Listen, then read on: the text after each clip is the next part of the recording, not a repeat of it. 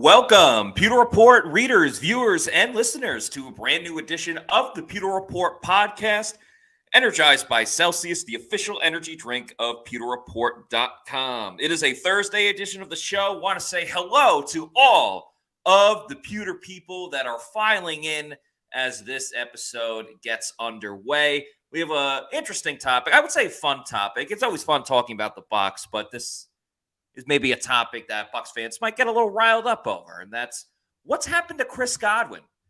This isn't the Chris Godwin from 2019 and 2020.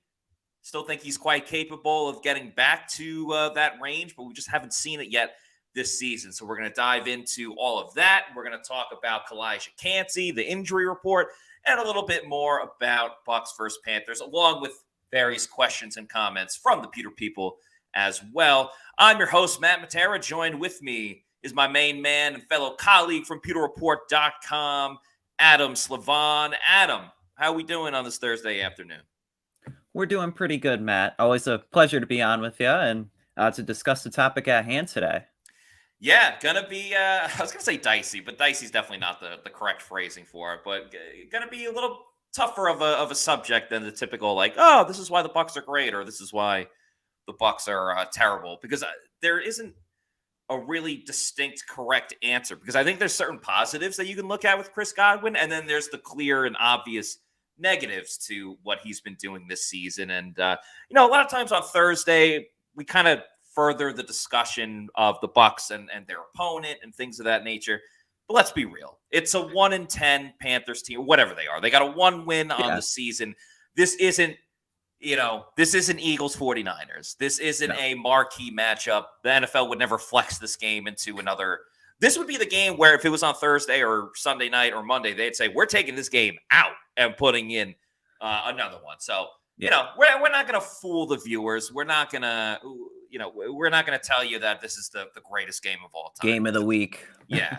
But there is a player that will be participating in Sunday's game, which is not game of the week, but he's player of the month, specifically the defensive rookie of the month. But got some nice news about Calijah Kancey today. He was named the rookie of the month for his performance in the month of November. And Adam, I'll let you start off with however you want to describe what we've seen from Calijah Kancey. But, I mean, to say that his presence has been felt since joining this team, or really just getting back into the lineup since his injury, I think would be an understatement. Yeah, for sure. And it kind of reminds me when Baker Mayfield addresses like his wide receivers, like Mike Evans, he usually calls him a stud. With Calijah Kancey, it's the same thing. He's been a stud this year. And in really 7 games, 8 if you count the Vikings game, he played 11 snaps. He's really turned it up and has brought some juice to the defensive line. You look at it in those 8 games, 8 tackles for loss, 8 quarterback hits, 3 sacks. I know Scott Reynolds mentioned yesterday on the show, he's already tied many of the defensive tackles that have come before him in Buccaneers history. And with the way he's playing, he's on track to be the next great defensive tackle for the Bucs. And it's enjoyable to listen to Kancey because he's very humble when he talks. He keeps it kind of down low, and he's just like, I'm doing what I'm supposed to. I'm just hungry to make plays and have an impact. And really over the past month, he's really stepped onto the scene as one of the best rookies and is very deserving of his honor today.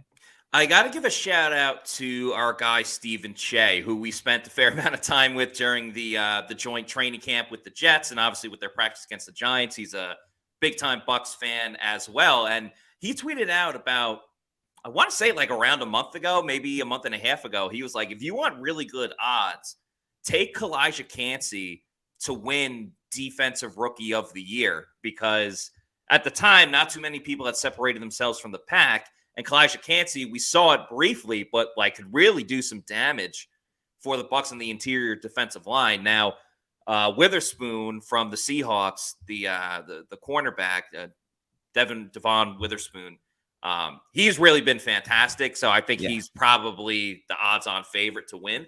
But I tweeted out, it's incredible what Calijah Kancey has been able to do. He missed essentially all of training camp. All of training camp.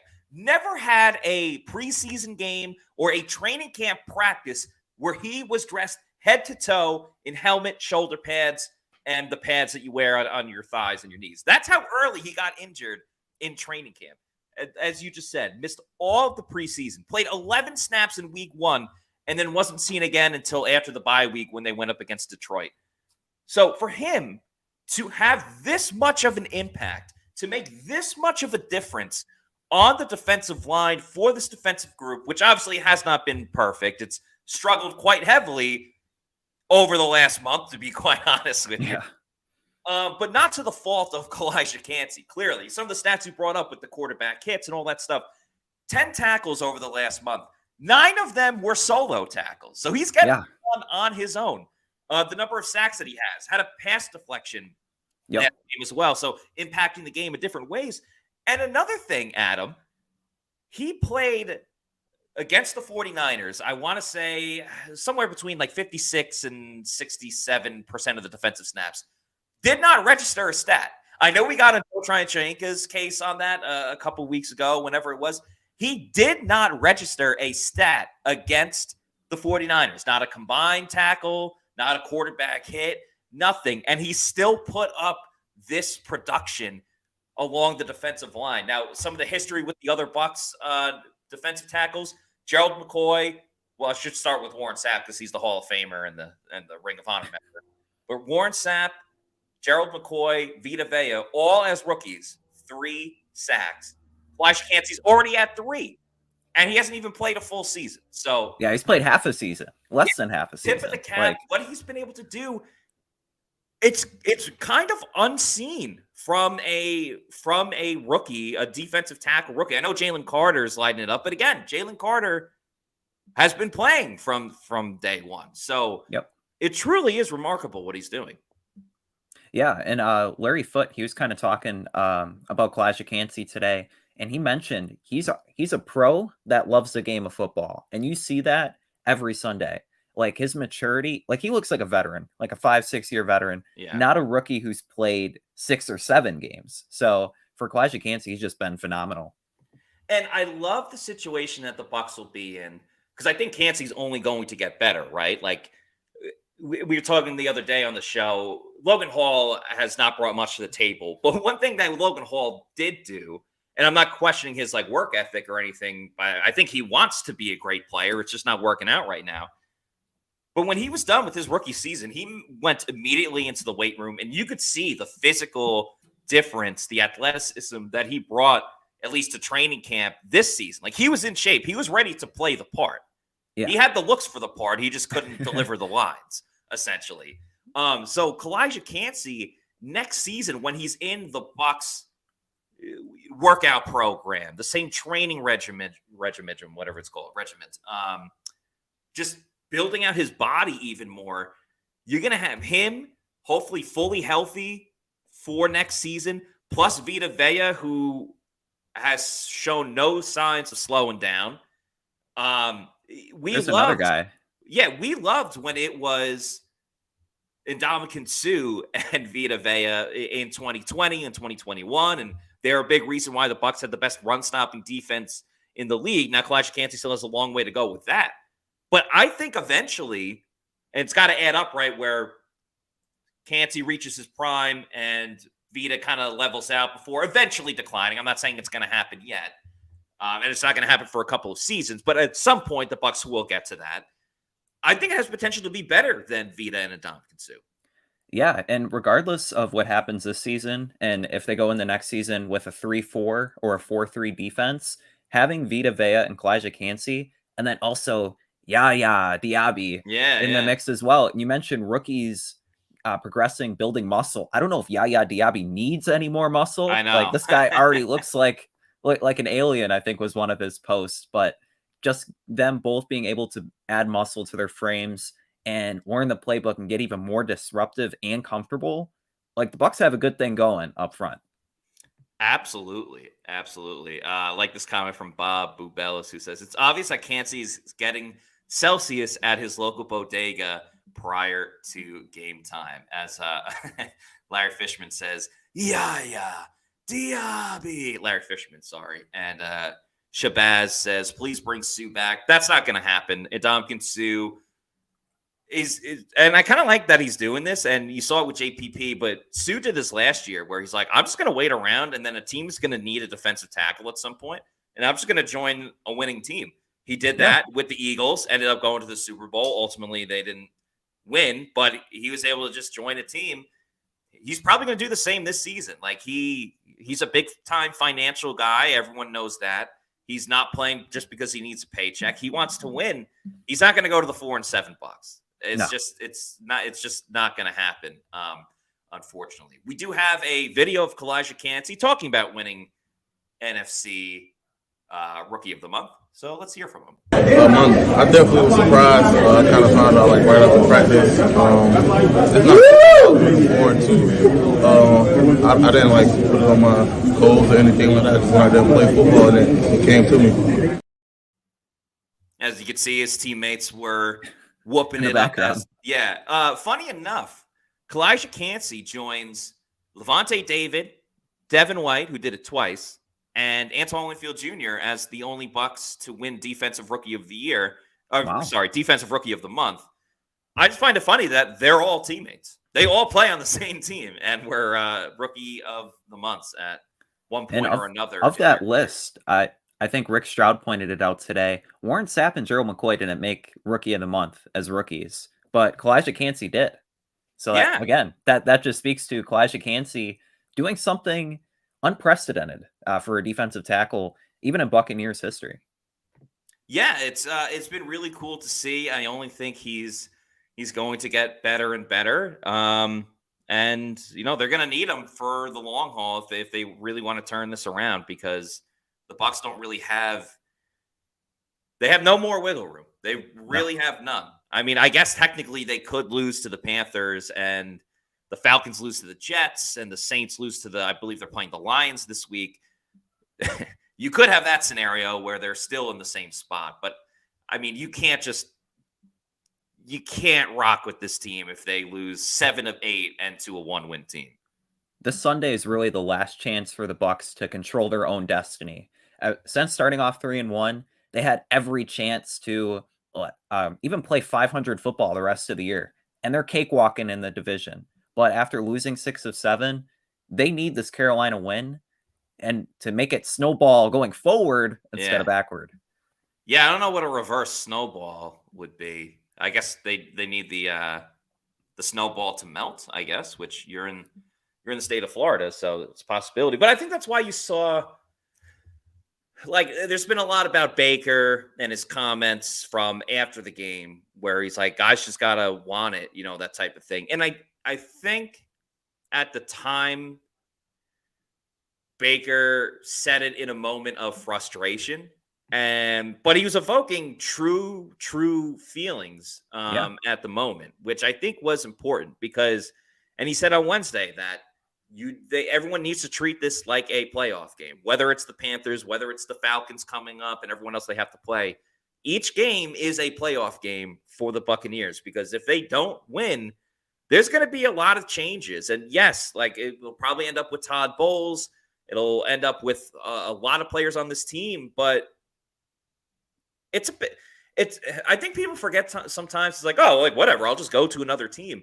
That means you have to move. You have to take all of your belongings, go into a new city where maybe you don't know anybody. You don't know the area. You don't know any teammates that you're now about to join. If you have families, I imagine that's got to be horrific, taking your kids out of school, or you leave your family in one spot and then you have to go to the other place. Like, it's different if you're 22 years old, single, and just like, all right, screw it, I can just go here or here or here or whatever. But a lot of these guys are older and it's not easy. So if you win, that usually keeps a lot of core people intact.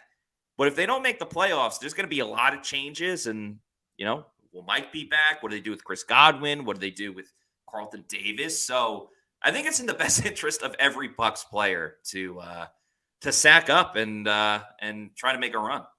That's a great point, because Dave Canales, he mentioned today about the effect that winning and losing has had on his family, and even mentioned his kids in school with the recent losing streak. Most of the kids have been pretty cool about it, but hey, there could be that one bully that picks on Dave Canales' kid with the Bucs losing a bunch of games. So there's also the results on the field, but off the field, I think you mentioned it, the mental aspect. And players are more than just robots that go on the field for 60 minutes. They have lives, and they're a part of the community. So all that kind of ties in and should be considered. Yeah, absolutely. And of course, one of the big guys in that community is Chris Godwin, who obviously is the subject of the majority of today's episode. Godwin has a foundation where he just had an event in Tampa recently. He's obviously been here for a while, a Super Bowl champion. And I think there's multiple ways really to dissect the season that Chris Godwin is having, because it's clearly not what it was in 2018, 2019, 2020. But I watch Chris Godwin and I don't say to myself like, oh man, he's lost a step, or oh, he's like, his career is on a downward spiral. I don't see that at all. I mean, it's quite interesting too. You look at the numbers between Mike Evans and Chris Godwin. Godwin has 53 receptions on the season. Mike Evans only has one more. He literally has more catch than Mike Evans on the season, but everything else is just wildly different. I mean, Evans obviously has 850 yards compared to Godwin, just barely over 600 at 606. The targets, let me double check. The targets, Godwin has 82. What does Mike have? He has I think more, but not by much. Yeah. He has 91. So yeah.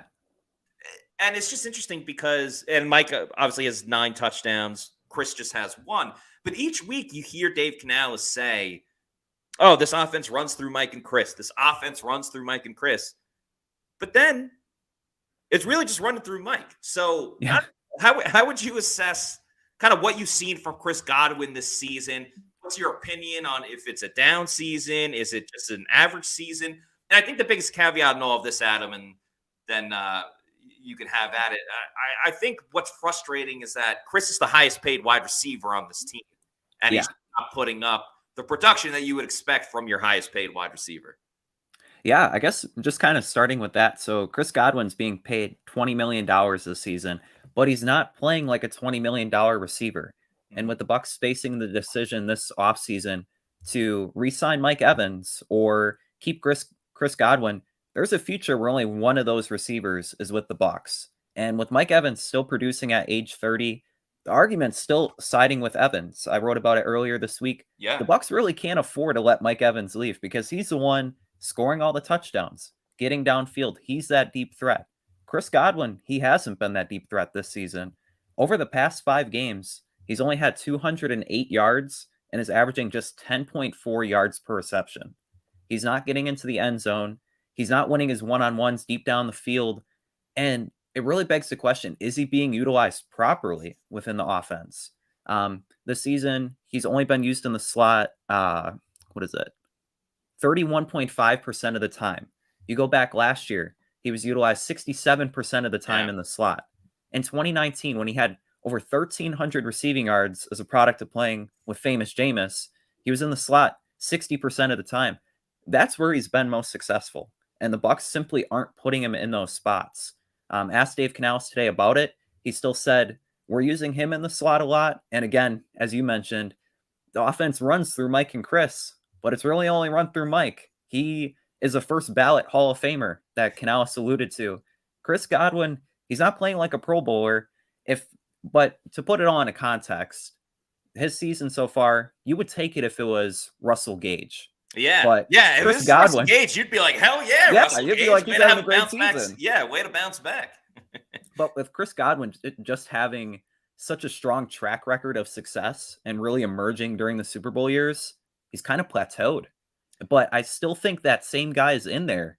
He just has to be brought out. Yeah, let's get to the comment from Canales about Chris Godwin, which you were the one asking him. Look at our film, he's in the slot a lot, so even though he's technically the Z receiver, we have ways in our different 1x3, 2x2 builds where we are getting him in the slot on some opportunities. I'm just I'm just betting on the guy. I'm betting on how he's wired and made up and the way he works every day, that he's going to find his way to continue to work through the things. And then also that Baker's going to continue to learn how to throw to this particular player, But I think, I've said it up here a lot of times, but it's, we start the pass game with Mike and Chris, and so continuing to build those things that way. And hopefully the coverages that we're getting allow the ball to find him a little bit more. Yeah, and that was a big thing when Canales came in, and wide receivers coach Brad Isaac obviously spoke about it because he coaches the position. And that was one of the adjustments they were going to make, was moving Chris Godwin back to the outside, where when he initially was coming up, where he played. And, Canales there said that they play Godwin, and I'm saying quotations, in the slot a lot. But you just pointed out the statistics that that's not necessarily the case. And I have no issue with the Bucs offense, or I guess the scheme and the idea of Canales of this is how we're going to use Chris Godwin to the outside. Now, if they're scoring 30 points a game like they did against the Texans, or they're winning, if they won 6-7 versus losing 6-7, you're probably going to go, all right, well, maybe they're not getting the most production out of Chris Godwin, but at the end of the day, you're winning football games, so it's what's best for the team. But we've seen week in and week out, the penalties, the drop balls. Chris Godwin is the one guy that's really caught everything except for the throw from Kyle Trask, but that was a tough play. That was in the corner of the end zone. Yeah. You hate to think, but, the drop that Trey Palmer had against the Colts on 2nd and 17 in the third quarter, which would have made it would have got them into field goal range. So at worst, they're looking at 3 points. They ended up having to punt because Trey Palmer didn't make that catch. That was over the middle. That was somewhere in the slot where it's like, well, if Chris Godwin was there, Godwin probably makes that catch and gets the first down. I think you can go back to Devin Tompkins in the game against the 49ers. That ball to him, listen, it wasn't the best throw. It was a bit of a tough play. And hands on it, though. Yeah, hands on it. Ultimately didn't come up with it. If Chris is in the slot there, if he's in the middle, that might be a play that Chris Godwin comes up with, and it changes the outcome of the game.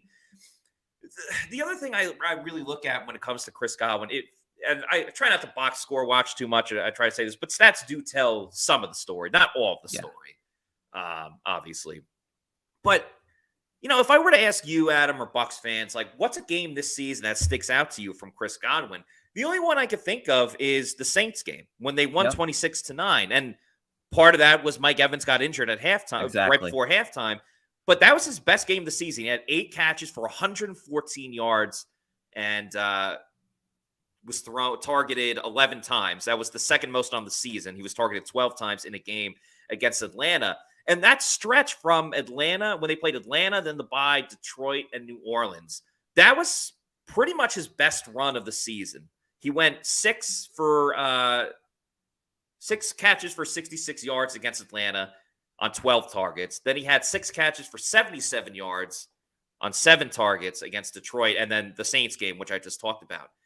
But outside of that, I mean, against San Francisco, he made 6 catches. Like, that's not bad, but he only had 39 receiving yards. That doesn't do anything. I mean, he's had other games where he's getting 5 catches. For example, the Bears game where they scored 27 points, but really 20 because Shaq Barrett had that pick 6. Yep.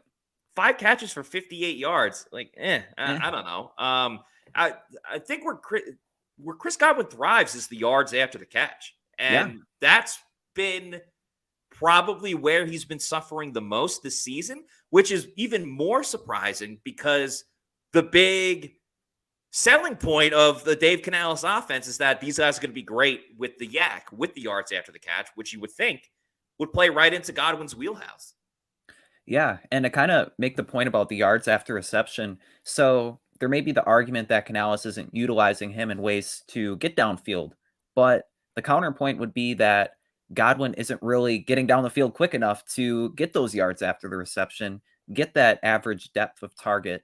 I think he's only averaging 10.1 yards like on his targets down the field. So he's not getting down the field quick enough, and I don't think he's being utilized in a way that would be like a number 1 wide receiver. He hasn't really played like a number 1 wide receiver this year, and I think that's partly why. And That's all I really had on that. He's just not being Yeah. utilized as a number one wide receiver in the way that Mike Evans is. I want to get to a couple comments because obviously we love the Pewter people. Eric, I see your super chat as well. We'll get to that soon, but it's a little bit of a different topic and want to stay on Godwin for a little bit. Lucas says, I'd rather keep Mike and get rid of Chris if I had to choose one. Yeah, I agree. And it's, it's nothing on Chris, but I think with Mike Evans, there's obviously the concern that he's 30, he's getting older in age and all of that stuff. But I looked up the number of stats of like some of the better receivers in the league, like T.O., Chad Ochocinco, Reggie Wayne, guys like that. What were their numbers when they got to 31, 32, 33? And for a lot of those guys, and everyone's different, of course, but for Wayne, for example, you really didn't see a drop off in like the stats and everything until he hit around 33, 34 years old.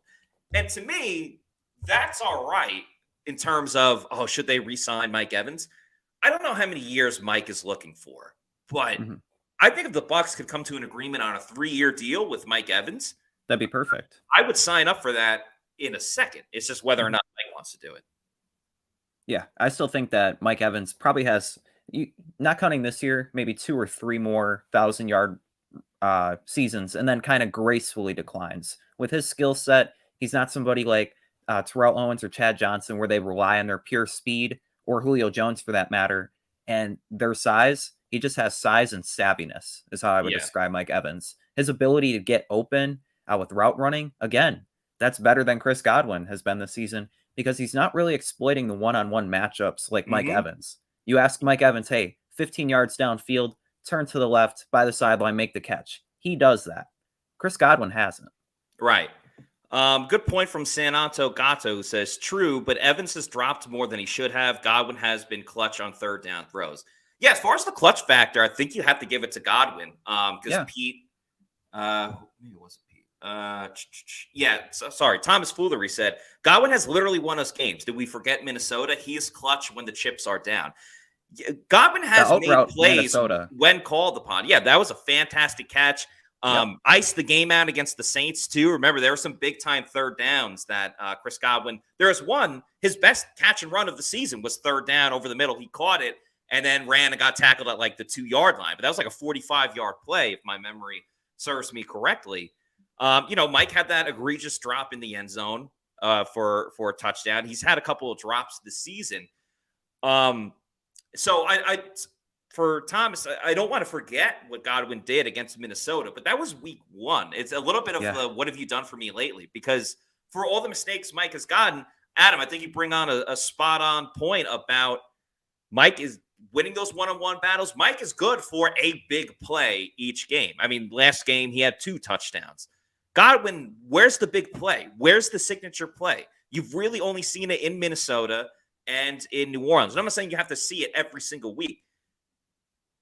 But Mike is getting those opportunities. And we can't sit here and 2 weeks ago say, Mike's not – I think we're all in agreement still. Mike needs more targets. But the Bucs, whether it's Canales or Todd Bowles or whoever, keeps saying, they put coverage on Mike's side, so we can't get Mike the football. But then 2 weeks later, bam, 2 touchdowns, big plays down the field, 100-yard gain. So are they doubling Mike or are they not? Because if they're doubling Mike, then Chris Godwin should be way more open than he really is. I just want to add to the point that Godwin has won us games. Evans has kept the Bucs in games. He kept them in the Indianapolis game last week. All his touchdowns this season, he's caught over half of Baker Mayfield's touchdown passes. Yeah. When the Bucs score, it's because of Mike Evans. So he's really the main part of why they've been competitive. And I just want to say that with Chris Godwin, just being able to get more touchdowns, I think is huge because with the points per game that the Bucs have scored, you've heard it all season from Dave Canales. We're getting closer. We're getting closer. Yep. Chris Godwin is that last puzzle piece. If they can solve that, I think that unlocks the offense. But if Chris Godwin doesn't get going, the Bucs are going to be at this place where we're almost there. We're almost there. Chris Godwin, if he balls out like 2019, 2020, then the offense progresses into getting 24, 25 points a game. And Canales has said for a couple of weeks now that I got to get Chris the ball more in the red zone. I have to get him the ball more. Well, they tried to get him the ball, at least in that first drive on the Kyle Trask throw. So maybe that's a sign of things to come. And I'm not sitting here saying, well, if Baker was in the game, it's clearly going to be a touchdown. I'm not saying that by any means. But they do need that other option in the red zone. Because Kate Otten's been there, here and there. They love to run the same play where Otten blocks initially, and then he goes out, and then he's wide open because everyone forgets about him. But Baker has to wait 10 seconds, gets clobbered, and is able to throw the ball for a touchdown. But yeah, they really do need that second option. They haven't been really able to run it in the red zone. Again, the Colts game, they ran it on that second down play with Kyle Trask and Rachaad White, and White didn't score. Let me get to two more comments real quick. Nathan Elliott says, Chris Godwin is still recovering from his surgery. Bucs will not say that. Respectfully, I'm going to disagree because he got hurt 2 seasons ago. So we had all the rest of that season, the off season, and last season was really the year where it's like, oh, well, maybe he's still not 100%. And he ended up getting over 100 catches and lead the team. He had the most targets last year. Yeah, exactly. Now, some of that, again, we don't have to manufactured by Byron Leftwich. Yeah. We don't have to keep going down that road. And there have been less manufactured touches for Chris Godwin, but the Bucs have been finding it in different ways with Canal's system, whether it's obviously Rachaad White butting in the receiving game, or Devin Tompkins. Obviously, they've been utilizing him. So I don't know. Chris talked a lot this season, at least in the preseason, about how his knee feels so much better and how this offseason was so much different, but for the better, because he could focus on getting better as a wide receiver versus just rehabbing his knee and getting healthy that way. So I appreciate the comment, Nathan. You're obviously one of our guys. You're always on here. But respectfully, I'm going to disagree with that. Wayne says Evans is good, but not elite. I'd put him in the really good category. It's tough to say that he's elite at this point, but I mean, he's still one of the best receivers in the league. I just want to go back to Nathan's comment about Godwin. So with Godwin, I remember in OTAs, he mentioned like he's gotten a lot of his explosiveness back. And Godwin looks fine compared to maybe Dallas in week 1 last year. You could argue he was at like 70, 80%. There isn't a doubt in my mind, at least, that Godwin's at like 95, 100% on the health. Like he's fully back. And the last comment with Evans being good but not elite. If that's the case, he's been very good for a decade now. Yeah. And just that consistency for the Bucs heading into next season, there's so many uncertain parts. Mike Evans is at one sure thing. And with Chris Godwin, he really hasn't been a sure thing over the past 2 seasons. Good comment from Angle, who says, we have literally talked about how Baker misses reads. Hell, Josh Cabo did an all-22 deep dive that showed this. All of your receivers are going to suffer with that. That's another thing. I mean, overall, we talk a lot about Baker being average / solid on the season. But he has missed some throws at times. Even the Indy game, the broadcasters highlighted a moment where Mike Evans was wide open and he kind of dumped it off to Rachaad White in general. But again, that's why Baker is a $4 million quarterback. That's been solid to okay when obviously everybody's looking for good to great. Now, if you're looking for a great energy drink to have to pump you up, to get you ready for whatever you got going on, the energy drink that you have to have, of course, is a Celsius energy drink, the official energy drink of PewterReport.com. Check out all their awesome flavors. The Cosmic Vibe is the newest one. I love the Arctic Vibe. That's my personal favorite, but you can't go wrong with any of these flavors. Look at these great flavors on the screen. You got the Tropical Vibe, the Sparkling Orange, Sparkling Watermelon, Sparkling Wild Berry. So many awesome, great flavors. The Strawberry Acai, Strawberry Lemonade as well is one of my favorites. No sugar, no post-energy drink crash or jitters that you may get with another product out there. So if you need to know where to find a Celsius energy drink, don't you worry. We got you covered. Go to the Celsius store locator on their website, punch in your address, and it'll tell you the closest geographical location where you can pick one up. You could be in Tampa, you could be in New York, where I am right now. You could be across the country in Oregon or somewhere like that. Or Idaho, Wyoming, you name it, they got it. It'll tell you the closest geographical location where you could pick one up. It could be at your local Walmart, Target, health and fitness store, or your bodega. Bodega. That was one of your best ones yet. And once you go to your bodega and you're like, I love this, I want more. That's when you go over to Amazon, get it in bulk. I recommend getting that variety pack because variety is the spice of life.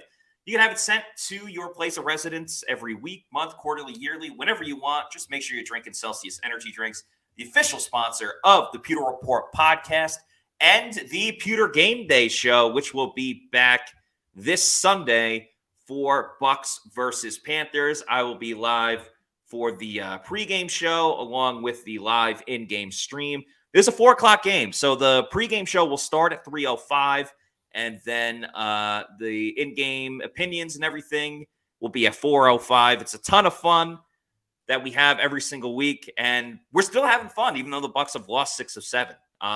So, we try to spice it up as much as we can. I think I'll go heavier with my bets this week because, let's face it, the Eagles and 49ers are playing at the same time, so you got to have a little bit more of a rooting interest than the Bucs trying to beat a one-win team. So let's just root for all of our prop bets this week, which I'll have them out on Pewter Picks and Props coming out on Friday. But in the meantime, let's keep it rolling, Adam. Got to get to that super chat. Apologize to have you waiting, Eric, but thank you to Eric Moreno for this $2 super chat who says, you guys think Devin White and Dennis will play? That's an interesting one, Adam. The injury report came out a little while ago. Do you have it in front of you by any chance? I could pull it up. I do. Yeah, I got Why don't you tell the Pewter people? Yeah, so looking at the injury report for today, Levante David did not participate, as did Jamel Dean. Also, who did not participate, Devin White. So kind of looking at that after being limited yesterday. I saw him, he was on a separate field. He didn't warm up with the team. He was individual, so that's something to monitor. Mike Green did not participate, as well as Servassier Dennis, who was out with an illness. Let's see, Carlton Davis was a full participant, encouraging. Yaya Diaby was limited with an ankle. Chris Godwin, all the talk about Chris Godwin, he was added to the injury report, limited with a neck injury. And Baker Mayfield was a full participant. Yeah, so more or less of the same from yesterday with the exception of Chris Godwin. So we'll talk about that in just a moment. But to answer Eric's question about Servassier and Devin White. So Devin did participate yesterday, but it was a walkthrough. Devin's foot injury has been highlighted quite a good amount, either from Devin or from Coach Bowles and things like that. Devin's not making it an excuse, but every game you just see more and more and more issues. I think the bigger concern is it looks like you're looking at another week without Levante David at inside linebacker. And I respect Servassier Dennis for the hustle that he brought. I still think, he could end up being a solid inside linebacker. We'll see what's up with the illness. I guess it's better that he got sick at the beginning of the week than at the end of the week. But the Bucs had a tough... Again, with the rookies, Servassier Dennis pretty much missed the preseason as well. And he's still kind of like getting back in the swing of things and was inactive for much of the season. Yeah. So for what he did Sunday against the Colts, Larry Foote said he did a good job. He had that one play where he was the only one that read the play action pass on 4th and inches. But Servassier Dennis, not like a starting caliber inside linebacker yet. Yeah, and I think we also have to remember that they went up against Jonathan Taylor, who's one of the best running backs in the league. But it's just infuriating. Like, even at the end of the game, it was most likely done after Baker got strip sacked. But you still had all 3 timeouts. So, you could play the game in your head. Oh, you stop them. It probably kills 30 to 45 seconds off the clock, but you're going to get the ball back with no timeouts. The Colts didn't even get to 3rd down. They ran it twice and got the 1st down, and that was the end of the game. Now, will the Panthers be able to do that? No, I don't think so. Their offensive line is absolutely atrocious. And they're signing offensive guards off the street. Yeah, and start. I mean, they're a bad team. They have 1 win on the season. They fired their coach. Their owner's a maniac. Like, clearly, this team has a lot of issues. So I do wonder if there was any week that you could sit Levante and Devin White. Granted, the health of Servase Dennis plays a huge factor into this. But, like, would you even consider going Servase Dennis and KJ Britt as your starters? And maybe rotate JJ Russell in, because he's shown a knack to make plays. I'd probably put Russell over Britt, in my opinion, but if it's against any team, it's the Panthers. Yeah. But what about, they also need to win. Yeah. How about this situation? Devin plays, but he's clearly not 100%. The Bucs go full throttle with their guys. For example, like Antoine Winfield Jr. plays 100% of the snaps. Whoever ends up being the starting safety, whether it was Ryan Neal at the beginning of the season or now D. Delane. D. Delane's a little bit different because they shift him in and out. But usually that other safety ends up playing 100%. Jamel Dean, when he's in, plays 100%. Carlton Davis, which Carlton Davis is coming off a toe injury, which is clearly going to affect you even more as a cornerback when you're running all over the place. Mm-hmm. I don't know, maybe limit his snaps a little bit where he's not playing 100% of the time. Because you just throw, hey, you're back from injury? All right, get right back in there and don't miss a snap. I don't think there's anything wrong with subbing in an injured guy in and out from the game, especially when you have Zion McCollum who can go in there and you feel pretty confident about. But as far as the linebackers, what if they just played Devin on first and second down and then took him out after second down? Or you let Servase play first and second down and Devin White comes in for third down so he could blitz. I know people hate when he's in coverage, so you just have him in to blitz. I'd almost rather see that rotation than just, hey, we're going to put a hobbled Devin White out there and whatever happens. Yeah, exactly. Just leave it to fate. Yeah. Matt, there is a question for you I thought was interesting in the chat. Because you're in New York right now. Yeah. From First Name Greatest. Matt, have you noticed any difference from New York Jets bowls to the Bucs version of bowls? Yeah, it's a good question. I do have to look at it with a little bit of the caveat, though. When Bowles was with the Jets, I wasn't covering the NFL or sports like I am now. And that's not to say I didn't pay attention to the Jets or anything like that, because I would watch them a ton. But I was also still in Tampa. I was in Tampa at the time, so I wasn't able to just watch every single game. But with that said, I can probably give more intel and insight than other people. One of the biggest knocks on Todd Bowles and with the Jets, and he's brought it over to the Bucs, is his in-game management, whether it's calling a timeout at a bad time or not calling a timeout or deciding to go for it timeout here. Todd. Yeah, or not going for it here when you should have. Those big mistakes, which Jets fans hated with Todd Bowles, he has directly brought that over to the Buccaneers. There has been no difference there. Personality-wise, I feel like when Bowles came to the Jets, I don't think he was trying to emulate Bill Belichick, but he was very no nonsense. Here's your answer. Da-da-da-da-da. Where now and maybe that's just a product of being around Bruce Arians a little bit more. You're in Tampa where things are a little bit brighter nice and sunnier and stuff like that. And I'm not saying this is what makes you a good football coach or not, but he's definitely opened up more. He can be quite sarcastic at times. The players clearly really enjoy playing for him, even through all of these struggles. So as a person, I think he's definitely different in Tampa than he was in New York. As far as coaching styles go, it's a little bit different as well. I mean, that first season, the Jets had a great offense, ironically, with Ryan Fitzpatrick. But you had Fitz and Brandon Marshall and Eric Decker. You had a good offense. And that team won 10 games, but they didn't make the playoffs that season.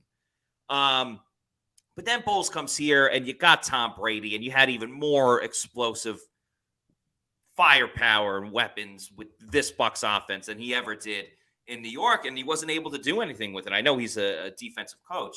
So it's a good question. I think there's some things that's changed a little bit, but the glaring issues have remained, and that's why, he might be out of a job after this. Yeah. All right. Well, we got to talk about Bucs versus Panthers a little bit. Or was there anything else? You were at practice today. You know what? I forgot to play the video of Dave Canales talking about Mike Evans. So yeah. Why don't we hear what Dave Canales had to say about the greatest offensive player in team history? I think this guy's a first ballot Hall of Famer. His career speaks for itself. The way that he's able to find access and get open in any scenario, I would have to give it to Mike, you know, and I don't want to take anything away from Tyler, Doug Baldwin, you know, DK, who are fantastic players, you know, and this is a guy who kind of puts it all together, and he's 6'5" with that length, and then, you know, we've seen in games too where he can just flat out run by guys still at this point, you know, so he really does have it all. What do you think? Is he a first ballot Hall of Famer? Ooh, it depends on who's in the class. If there's like a lot of quarterbacks when he hangs it up, but based on the production, you would have to say if he retired today, he'd be a Hall of Famer. I agree. Ballot, I think he's a Hall of Famer, but probably not a. Actually, I take that back. I know he's a Hall of Famer. Well, I don't think he would be a first ballot. But you bring up a good point, Adam, about it depends on the class. Because, for example, this year's draft Hall of Fame class, there were no wide receivers in it, which I think was very fitting because the top two, at least for people that Bucs fans would care about, the top two names on this list were Rondé Barber and Darrelle Revis, who all they did was shut down wide receivers. But if Mike Evans was eligible for that draft class, he probably gets in that year. But down the road, and it depends on what year he retires and all that different stuff, it's going to take a little bit to get him in. But ultimately, I do think that he gets in, especially if he keeps going with this 1,000 yards record and career touchdowns and career receiving yards and everything like that. He just passed the New York Jet great Don Maedern for touchdowns. And, you know, Mike's going to end up in the top 10 in touchdowns, you know, when it's all said and done. So definitely exciting for hopefully when he gets into Canton. But you heard Dave Canales in that video. You talked about Mike Evans, but then he kind of gave a shout out to some of the other guys that he worked with, Doug Baldwin, Tyler Lockett, who's playing tonight. DK Metcalf's playing tonight. So good game tonight between the Cowboys and the Seahawks. Pretty fun. Actually, but again, a good Thursday night game. Exactly. Finally. And maybe you want to be a little more intrigued by it. Maybe bet on the game, which you, of course, can bet on it over at mybookie.ag. Football's always the best to bet on. If you found a $100 bill on the ground, you wouldn't walk past it. So don't pass up a chance at easy cash with MyBookie. MyBookie has the biggest online selection of odds and contests to fill all your sports betting needs anytime, anywhere, so you can turn that sports knowledge into cash in your wallet. Bet on the NFL, college bowl games, or play for a share of big cash prizes in the weekly blackjack tournaments. If you've been waiting for the right time to get in on the action, that time is now. Make your winning move today. Sign up at MyBookie using the promo code Pewter, that's P-E-W-T-E-R. Claim your first deposit match redeemable up to $1,000. That's free money in your MyBookie account. Even if you learn from Plant City Math, you know that is a heck of a deal. Again, that's promo code Pewter, P-E-W-T-E-R, to claim your bonus. Experience the thrill of sports betting right from the comfort of your own home. Bet anything, anytime, anywhere with MyBookie. Check out their online casino as well. Matt, I have a question for you. I have an answer. So, if the season were to end today, right, would you extend Mike Evans or would you extend Chris Godwin after next year? Who would be the receiver that you would build around long term, maybe for the next 3 years? Mike Evans, Chris Godwin, and who would be that number 2 wide receiver? Because let's say the Bucs can't keep both of them. Do they try to draft somebody? And when would they draft them? Yeah, good question. I would go with Mike Evans. I mean, the proof is in the pudding. He's been doing it year in and year out. I think you could probably still get Mike for a good enough deal. They're going to have to do what they did with Carlton Davis and Jamel Dean, where you let him go out and test free agency, and hopefully Mike comes back to Tampa. Now, Mike is driven by winning. He doesn't care as much about money. He doesn't want to play for free. No one does. But, you know, that could hurt or help his chances. But, you know, until Chris Godwin starts proving it, you're either betting on a known commodity in Mike Evans or the hope of a potential with Chris Godwin. Now, if they were to extend Mike or re-sign Mike and maybe let go Chris Godwin after next season, I think you got to draft the wide receiver in the second round, maybe third round. Get like a guy that can impact right away, because the Bucs have gone the route of, Trey Palmer's an example right now, and Devin Tompkins is an undrafted free agent. Jalen Darden was a late round pick. Adam Humphries back in the day. Yeah, I mean, that's different, and he worked out. But Rakim Jarrett, same thing, and now he's on IR. The Bucs have hit before with finding that diamond in the rough, but I feel like sometimes they go to that well a little bit too much, where it's like, all right, just get the stud that's there in the second round. Like, who knows? If the Bucs end up continuously losing, they could back their way into a situation where they end up with Maserati Marv or Malik Neighbors or someone like Maserati Marv. Yeah, and it would be tough to pass up that opportunity. But it's a good question, Adam. What would you do? I agree with re-signing Mike Evans. Chris Godwin, if they can get him back at an affordable deal, I think he's going to want more money probably than the Bucs are comfortable paying him, just based on his track record. But then drafting that, I feel like the Bucs would need to draft a receiver in the first round just because of all the playmakers. Like adding a Justin Jefferson or Jamar Chase in the first round, getting that level of talent would be huge, no matter who's throwing the ball at quarterback. Right. It's just like in this situation, are you trying to find your quarterback as well? Or are you running it back with Baker? Are you going with Kyle Trask? Because that's the other thing, is it's really tough to miss out on a quarterback in this year's draft class. Yeah. Yeah, so many options. You can't afford to whiff with the mega quarterback class. And begs the question, if the Bucs keep losing, how high of a pick will they get? And would the quarterback of their choice be on the board? Because you have to think Williams will go first. Mm-hmm. May will probably go top 3. And then it's like Jaden Daniels, Bo Nix, Michael Penix. Yeah, I think Daniels is gonna. I said this the other day. He's gonna do what Anthony Richardson did, where first people are like, I don't know, and then people are already falling in love with him. I've seen like at least 4 other teams, fans of teams, being like, Jaden Daniels. So, he might be out of the mixer for them. But you talked about, you can't afford to miss this. You got to be in a situation to afford something in the first place, which means you got to have your financials in order and proper and going about it the right way. So you best be linking up with Muni Financial. At Muni Financial, we help you live in the now. Congratulations. We're so happy for you. Thank you. And even though the now may feel very different, you still need to plan for the future. How's retirement treating you? Oh, just fantastic. I know I say it all the time, but you really got to come up to Colorado. Let's do it. All right. Yeah. We can help you develop that plan to keep you on track so you can still prepare for tomorrow, today. Muni Financial. Plan ahead, stay ahead. That's right. Muni Financial has proudly been serving clients across the country since 1980. They can help with advisory services, investment banking, annuities, sales, and trading. If you want to set up a college account for your child as well, they are the people to talk to. Give them a call. Give you a free consultation, which is great. And they have offices all over the place, not just in Colorado, not just in Tampa. You could be in Texas. You could be in Oklahoma. You can be in Minnesota, Delaware. Don't matter. They got it all over the place. So check out Muni Financial, get a free consultation, and give them a call today. All right, Adam, as we start to wind down the show, actually, I take that. Well, we are going to wind down the show, but we got a super chat as well from Trustin Vorbeck.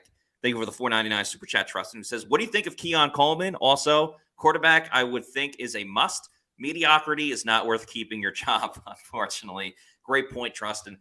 I'm a huge fan of Keon Coleman. I was at that Florida State LSU game where he scored 3 touchdowns. And remember, he transferred from Michigan State, so that's his first game with Florida State, and he just exploded onto the scene.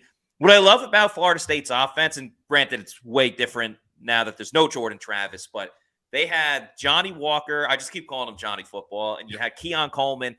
And it's a little bit reminiscent of like the Bruce Arians style of offense where you got your 2 dogs at wide receiver and you just have them go out, win their one-on-one battles. They might not even be open, but you just throw it up and they're going to get the contested ball. Keon Coleman is also a really good punt returner too. So he adds a little bit more of a dynamic to his game. He's got the size, athleticism, can make guys miss. I'm a huge fan of Keon Coleman. I would love for him to be with the Bucs. Yeah, but I think with so many needs on the roster, wide receiver is more of a luxury pick that the Bucs really can't afford in the first couple rounds this year. Yeah. But maybe in the years ahead. But Keon Coleman, I know Logan Robinson, he covers the Seminoles a lot, and he's a big fan of Keon Coleman. And it's easy to see why. He's 6'4", 215, and he's had some big games. So you kind of think of maybe someday Bucs have to replace Mike Evans. Keon Coleman would be a great fit, but again, probably not going to happen. Yeah, he's probably not getting out of the first round. No. If he's there in the second round, take him again instantly. Yeah. I don't think that's going to be the case. All right, Adam, Bucs versus Panthers, just real quick. What do you want to see from both sides of the football to get a Bucs a win, which has been quite difficult to do over the last 2 months? Yeah, the Bucs are desperate for a win. So this Sunday, just want to see the Bucs playing hungry. All the players, who's ever on the field, needs to step up. On offense, it's coming so close. Maybe it's a game Chris Godwin finally emerges and has a breakout game. Maybe gets a couple touchdowns. But regardless, getting back on track, putting up a performance like they did against the Texans, they have every chance to because it's the Panthers, the 1-10 Panthers. They can't lose, right? And then on defense, the defensive line has every ability to feast. When you got Vita Vea, NFC Defensive Player of the Month, Rookie of the Month, Kalijah Kancey, and Yaya Diaby, all up there against guards off the street, the Bucs have to get home, get 5, maybe 6 sacks like they did against the Bears, and really just playing complementary football. The Bucs, on paper, it looks like a game they can cover the spread and win by double digits. They just have to go out there, talk about it all the time, Todd Bowles, execute. Yeah, I'll keep it simple. On the offensive side of the ball, just eliminate all of those stupid mistakes, whether it's penalties, and even some of those penalties weren't their fault, but penalties, the illegal shift at the end, the drop balls. There hasn't been much with this Bucs offense over the last 3 weeks where I'm like, oh, wow, like this team is clueless. Like they don't know how to move the ball. They're moving the ball. They just, again, do something very silly on each drive that ends up, really stalling them. So just eliminate those silly mistakes on offense, and that'll take them a long way. And I'm in full agreement with you on defense. That defensive line has to get home. I know Todd loves to blitz. This is a game you shouldn't need to blitz 75% of the time. All right? You have good enough pass rushers that can get to the quarterback. And I recommend stacking the box again. If Levante's not going to play and Sarasi Dennis is ill and I shouldn't be laughing at, but if he's sick and you're already down a couple of guys at inside linebacker, stack the box and don't even give the Panthers a thought of being able to run it consistently because the Colts were able to do that, and it made life so much easier for their quarterback, Gardner Minshew. Bryce Young clearly is struggling as a rookie. Maybe it's not more. Laviska Shenault went on the injured reserve today, so they should be able to stop him. I'd stack the box, get home with the pass rush, and play Marquise Watts. Damn it. Play Marquise Watts. Give him preach. Yeah, give him some opportunities. But guys, that's going to do it for us on today's show. If you're not already doing so, please follow us on our social media on X, Instagram, Facebook, and Threads. We are at Pewter Report. And then our YouTube channel is Pewter Report TV. This is the last episode of the work week for us. We'll obviously be back on Sunday for the Pewter Game Day show that starts at 3:05 with an hour preview. And then I'll give my live in-game opinions and reactions and everything to Bucs versus Panthers itself at 4:05. So please join us. It'll be right on our YouTube channel. You don't need to, download anything different or have a tough time finding it. It's just right on our YouTube channel. And please like and subscribe to this page. We'd really appreciate it. Leave a comment, all that fun stuff. But until then, for Adam Slavon, I'm Matt Matera saying thanks, everybody, for watching. Have a great weekend, and we'll see you on Sunday for another edition of the Pewter Report podcast. Pewter postgame show as well. Don't forget about that. All right. Peace out. Out.